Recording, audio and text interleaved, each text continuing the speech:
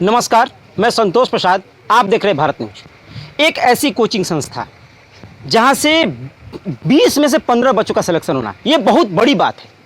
मैं इस कोचिंग संस्था का नाम लेना चाहूँगा, दिखाऊंगा आपको। एक बार बैनर दिखाइए।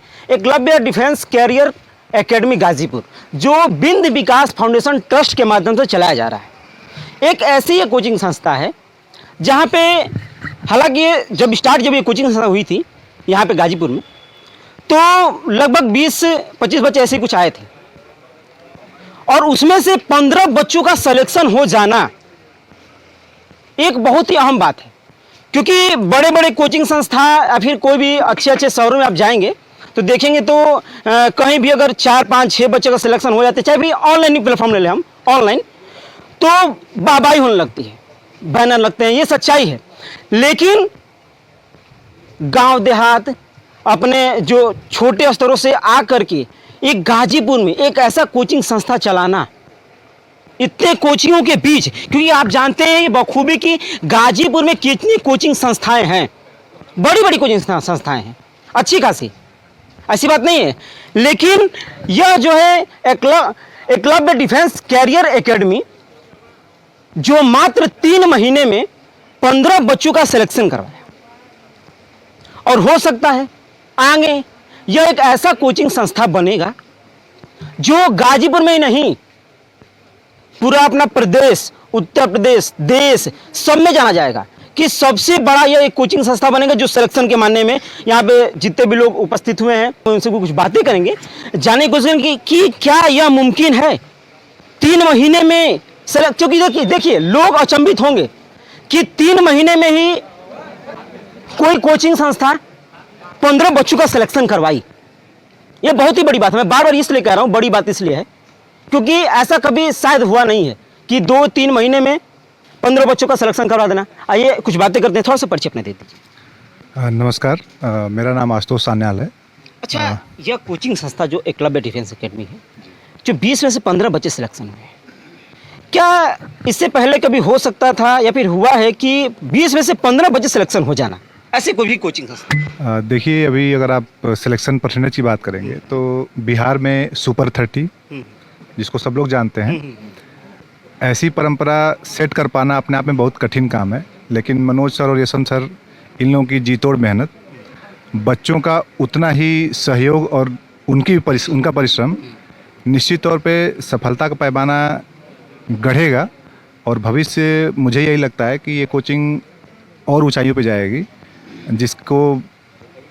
जिस ऊंचाई तक पहुंच पाना अपने आप में बिना दोनों के योगदान के, शिक्षकों और विद्यार्थियों के योगदान के और उनके आपसी सहयोग के साथ परिश्रम के, असंभव होगा। इससे ज़्यादा कुछ कह पाना अभी के लिए शायद संभव नहीं होगा। आइए कुछ और भी अभिभावक लोग हैं, उनसे भी बातें करेंगे कि आखिर में एक गांव क्षेत्र से एक ऐसा व्यक्ति आता है, एक ऐसी जगह जहां पे तमाम कोचिंग संस्थाएं हैं, और वहां पर आकर के अपनी कोचिंग को चलाना बहुत ही मुश्किल बड़ा ये रहा होता है टीचरों के लिए, एक शिक्षक के लिए। आइए थोड़ा सा परिचय दे दीजिए। सुरेंद्र कुमार बिंद, एडवोकेट, जनपद गाजीपुर। अच्छा, एक व्यक्ति जो कि गांव क्षेत्र से होकर आता है, एक ऐसे शहर में, एक ऐसी जगह पे जहां तमाम कोचिंग संस्थाएं हैं, और वहां पर आकर के एकाएक 2 से 3 महीने में 20 में से 15 बच्चों का सिलेक्शन करवाता है, क्या कहना चाहेंगे सर? इसके लिए मनोज सर और यशवंत सर का बहुत बड़ा योगदान रहा है, और जो स्टूडेंट थे उन्होंने बहुत बड़ा सहयोग किया है। उनके सहयोग और इनके परिश्रम से, इनके प्रयास से जो हुआ है, आज तो ये 20 में से 15 हुए हैं, कल वो 200 होंगे, 200 से 150 होंगे, कब रेशियो बढ़ता जाएगा। और ये गाजीपुर जिले में नहीं, ये पूरे उत्तर प्रदेश या पूरे हिंदुस्तान में ये नाम रोशन करेंगे ये लोग। एक चीज़ हमने सुना था जब सर से बात हुई थी, मनोज सर से, तो बताया कि जब कोचिंग स्टार्ट किए थे वो, तो कुछ व्यवधान पैदा हुए थे। बहुत सारे कुछ ऐसी कोचिंग संस्थाएं हैं जो कि केस भी कर दिए थे इन लोगों पे, कोचिंग बंद भी हो गई थी। तो क्या कहना चाहेंगे इसके बारे में? नहीं, जब कुछ अच्छा काम करेंगे तो उसके पीछे कोई ना कोई पड़ेगा इसमें। तो उनको जो कोचिंग बंद करवा रहे थे वो भी कोचिंग वाले ही थे। ये बात मेरे संज्ञान में आया था, तो मैंने सीईओ से बात किया था। मैंने बताया कि इन्होंने मेहनत के बल पर अपना कोचिंग चला रहे हैं, इसमें उससे क्या मतलब है उसमें। तो बात हुआ, उसके बाद जो भी समस्या दूर हुआ। और एक है बिंद समाज फाउंडेशन जो है ट्रस्ट है, उसके माध्यम से लोगों से मिलवाया मैंने कि भाई देखिए अपने ट्रस्ट के माध्यम से इस कोचिंग को थोड़ा सहयोग करिए। तो ये लोग सहयोग किए और ये कोचिंग बंद नहीं हुआ, फिर ओपन हो गया। कुछ दिन बंद था लेकिन फिर ओपन हो गया जी। ये जो बिंद विकास फाउंडेशन के ट्रस्ट के कुछ लोग हैं, उनसे भी हम कुछ देर में अभी बातें कराएंगे। अभी यहाँ पे कुछ अध्यापक गण हैं जो इसी गांव के हैं, जरा थोड़ा परिचय दे दीजिए अपना। कुंज बिहारी चौरही, हम भी एक अध्यापक हैं। आप भी एक टीचर हैं, रिटायर हैं, और आपकी लगभग उम्र इतनी हो गई है कि शायद जो इस समय के टीचर हैं वो अभी सीख रहे हैं। तो वो खूबी आपके अंदर जो शुरू से प्रतिभा होकर चली आ रही है। बच्चे जब सिलेक्शन लेते हैं तो सबसे ज़्यादा खुशी होती है तो एक शिक्षक को होती है। एक शिक्षक को है कि जानता है, पिता से भी ज़्यादा हाँ। शिक्षक। हाँ, तो हम चाहेंगे कि बच्चे उसी तरह से मेहनत करके अधिक से अधिक सिलेक्शन कराएं, अपना ठीक से अच्छा से काम करें, पढ़ें लिखें। हम तो यही चाहेंगे। आइए उधर भी कुछ लोग हैं। देखिए, बात आती है शिक्षक की। शिक्षक वह एक व्यक्ति होता है जो एक जगह पे स्थिर खड़ा रहता है और अपने बच्चे जो छात्र होते हैं, बच्चे होते हैं, उनके लिए वो दिन रात मेहनत करता रहता है कि कब उनका सिलेक्शन हो जाए। देखिए, नाम कमाना होगा तो आप कैसे भी कमा सकते हैं, क्योंकि बहुत सारे तरीके हैं, लेकिन एक शिक्षक बन के सिलेक्शन दिलवा करके नाम कमाना, यह अपने आप में बहुत ही बड़ी बात होती है। परिचय थोड़ा सा देते हैं। सर्वप्रथम हम आपके चैनल को बहुत बहुत धन्यवाद दूंगा। साथ ही मैं यहाँ संत नारायण ग्राम प्रधान चौरही, विकासखंड सदर जिला गाजीपुर, मैं आज जो सफलता पर बहुत बहुत हार्दिक बधाई देता हूँ कि यहाँ के बच्चे ने जो सफलता किया है, जो सफल हुए हैं, उनको मैं बधाई देता हूँ। और इसका ठीक श्रेय उनके गुरुजनों को जाता है कि जो ये सफल सक्सेस अध्यापक है, जो उच्च शिक्षा देकर के बच्चों को बताइए कि 70-75% आप लोगों ने सफल किया। और इसका श्रेय हम अपने वकील साहब, ये जो कोचिंग ट्रस्ट बनाए हैं, इसका श्रेय हम वकील साहब को भी देंगे कि आपने ऐसा ट्रस्ट बनाया कि मेरी गांव पंचायत का नाम ही रोशन किया।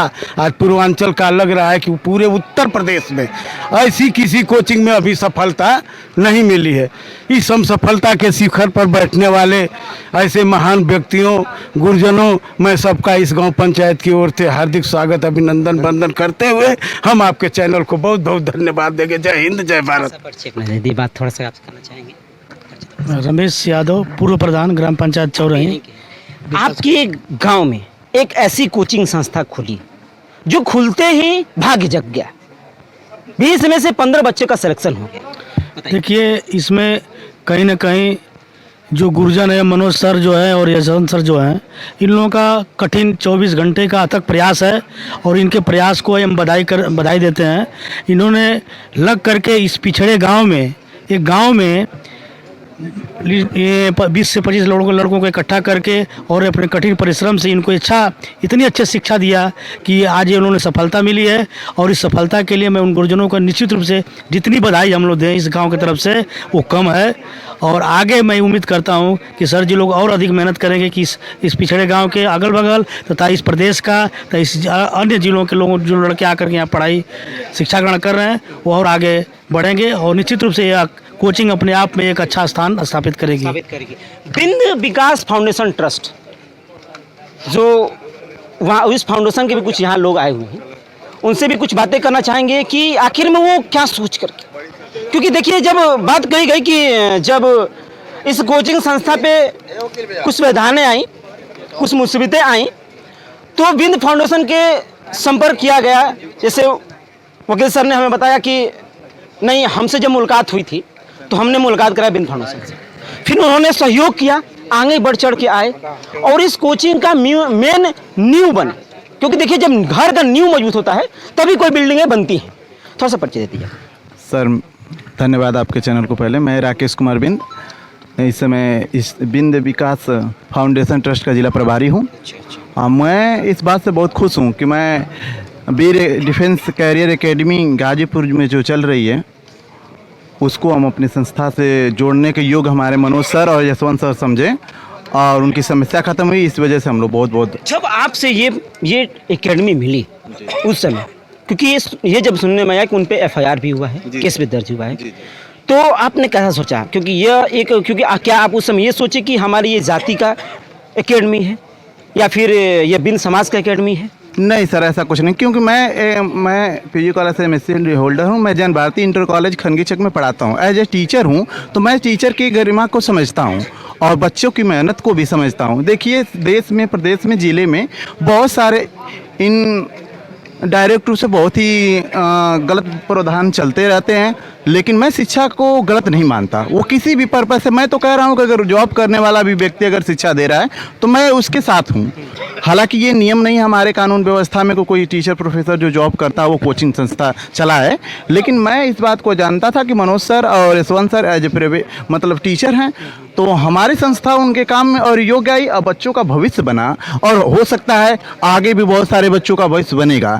तो इस वजह से मैं इस बात को एग्री करता हूं और स्वीकारता हूं कि मेरा ट्रस्ट इस कोचिंग के योग्य या काम आया। इसके लिए तो मैं यशवंत सर को भी और ट्रस्ट के जो अध्यक्ष हैं हमारे अभिषेक सर और जितने भी कमेटी के जितने भी सदस्य हैं उनको तहे दिल से स्वागत अभिनंदन वंदन करता हूँ। धन्यवाद। भैया भी जो कि इसी ट्रस्ट के एक हिस्सा हैं। कहा जाता है कि जब किसी के लिए कोई रास्ता नहीं मिलता है ना, तो भगवान ही कह सकते हैं, ऊपर वाला ही कह सकते हैं, तो वो कुछ ना कुछ किसी ना किसी को भेजता ही है। अगर कोई आप मुसीबत में है तो आप लोग ये ट्रस्ट चला रहे हैं, बिंद फाउंडेशन ट्रस्ट कर चला रहे हैं, तो क्या यह ट्रस्ट एक ऐसे व्यक्तियों के लिए, एक ऐसे फाउंडेशन के लिए है जो कि मुसीबतों में रहे, उनको आप लोग निकालते हैं, सहयोग करते हैं? कब ये आप लोगों ने इस ट्रस्ट की शुरुआत की? इस ट्रस्ट की शुरुआत तो लगभग में हो गया 2-3 साल। हाँ, तो इसकी शुरुआत इसलिए की गई थी, जो ये कोई कास्ट देख करके नहीं शुरुआत की गई थी। ये बस शुरुआत किया गया कि जितने भी लोग पैसे के अभाव से, आर्थिक स्थिति के अभाव से पढ़ नहीं पा रहे हैं, तो उनको एक जगह मिल जाए। और ये ट्रस्ट की खासियत ये है कि निःशुल्क शिक्षा देता है। हाँ, अब देख रहे होंगे कि कार्यालय भटौली, जमालपुर, चौखड़िया और रोहीपुर में 4-5 जगह इसकी ब्रांच खुल चुकी है। यहाँ निःशुल्क शिक्षा दी जाती है उन बच्चों को जो जरूरतमंद हो, जो आते हैं, देखा जाता है आर्थिक स्थिति सही नहीं है, जिनके पिछड़े हुए लोग हैं या किसी भी परिवार से लोग हैं, किसी एक विशेष कास्ट के लिए नहीं बनाया गया है, सामाजिक स्तर पर बनाया गया है। और इसकी खासियत यह है कि हर जगह, हर शाखा पर निःशुल्क शिक्षा देने का प्रावधान है। और जरूरत, जैसे कि अभी आप देख रहे हैं कि यहाँ कुछ मामला था, तो वहाँ भी हम लोगों ने साथ दिया। तो जहाँ जिसकी ज़रूरत पड़ जाती है, निस्वार्थ भाव से एकदम साथ देने का काम किया जाता है। और ये परंपरा चलती रहेगी जब तक ये हमारा ट्रस्ट चल रहा है, बिंद विकास फाउंडेशन ट्रस्ट। हम थोड़ा सा एक बार और प्रोफेसर सर से कुछ बातें करना चाहेंगे। एक बात है जो ये खुल के सामने आई कि एफआईआर वाली बात। देखिए, मैं बार बार इसलिए कह रहा हूँ एफआईआर वाली बात, कि जब कोई शिक्षक कदम रखता है किसी आगे चलने के लिए या किसी को बढ़ाने के लिए, तो उन पे कुछ शिक्षक होते हैं जो कि एफआईआर कर देते हैं जरस की भावना से।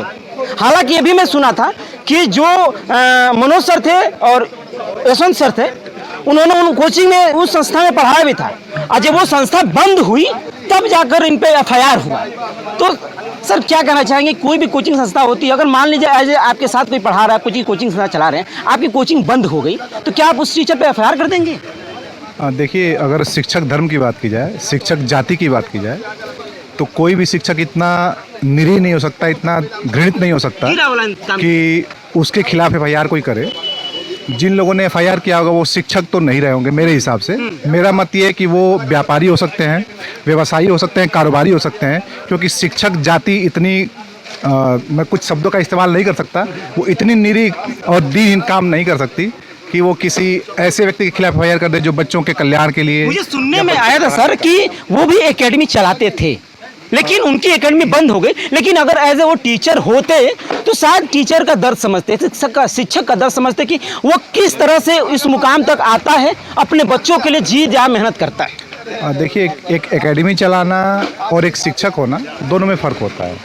एकेडमी एक व्यवसायी चला सकता है, एक व्यापारी चला सकता है, एक कोई भी व्यक्ति चला सकता है, लेकिन शिक्षक होना अपने आप में एक अलग जाति का व्यक्ति होता है। शिक्षक अपने आप में एक जाति है। अगर मैं मानूँ, मेरी बात माने अगर आप, मेरी समझ जो कहती है कि शिक्षा और शिक्षक एक अलग जाति है, उसका किसी व्यवसाय से, किसी घृणित कार्य से कोई संबंध हो ही नहीं सकता। सर, आप भी फोर्स में रहे, फोर्स में आप रहे, फिर एज आप प्रोफेसर हैं, आपने उन चीज़ों को देखा है जो कि शायद सरहद पे जो होती हैं, अब आकर के आप अपनी चीज़ों को दूसरों को प्रसिद्ध कर रहे हैं, यानी कि बच्चों को आगे बढ़ाने की कोशिश कर रहे हैं कि वो भी अच्छा एक मुकाम हासिल करें। जी देखिए, मेरा ये मानना है और मैं एक बात हमेशा से कहता हूँ कि the day I will stop learning I will die.